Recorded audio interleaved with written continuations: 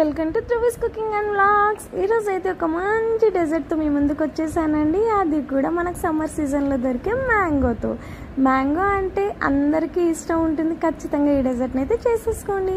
ముందుగా అయితే ఒక దబ్బర పెట్టేసుకొని పాలు మరిగించుకోవాలి. ఆ పాలు మరిగేలోపు అయితే మామిడికాయని ఇక్కడ కట్ చేస్తున్న విధంగా అయితే తీసేసుకొని పెట్టుకోవాలండి. ఆ టెంకకున్న గుజ్జును కూడా సపరేట్ చేసేసి ఒక బౌల్లో వేసుకోవాలి.